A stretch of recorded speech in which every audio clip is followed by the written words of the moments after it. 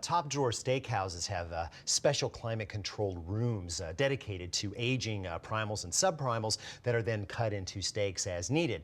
I don't really have a special room, but I do have some very nice recyclable pie tins, some very nice wooden skewers, and a very scary ice pick.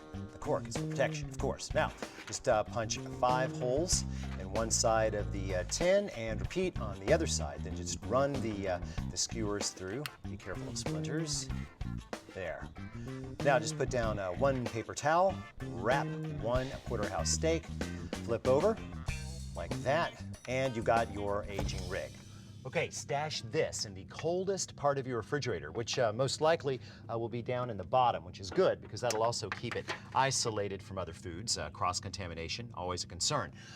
Leave in place for 24 hours and then change out the paper towel. It'll be kind of wet and gooey. And then store for another 3 days. When you are half an hour out from the actual cooking, sprinkle the steak on both sides with kosher salt. It'll take about 3/4 of a teaspoon total. Now, the salt is going to pull moisture out of the meat, no question, but it's not just moisture, it's protein-laden moisture that, once brought to the surface, will help to enhance the searing process.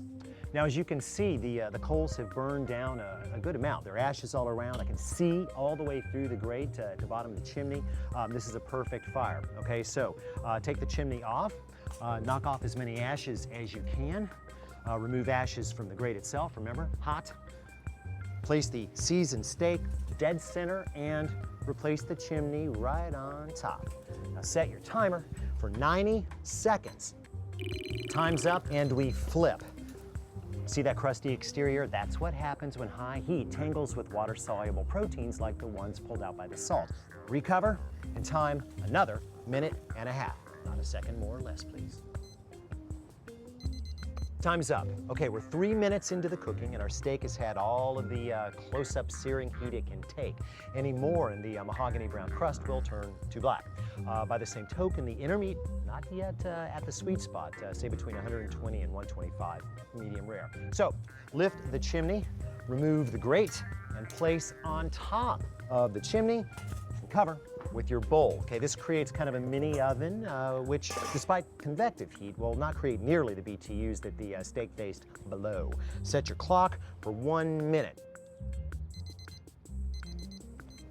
Bowl comes off, meat is turned, bowl goes back on, and we cook for 1 more minute. That's going to be a total of only 5 minutes of heat. Time to evacuate. Well, I hope we've inspired you to take the Porterhouse back from the steakhouses and put it on your home menu where it belongs. I suggest buying grass-fed when you can, age it in the fridge if you've got time, salt it well ahead of cooking, and when you're ready for the heat, put the spurs to it with a handheld charcoal broiler. It's just that simple.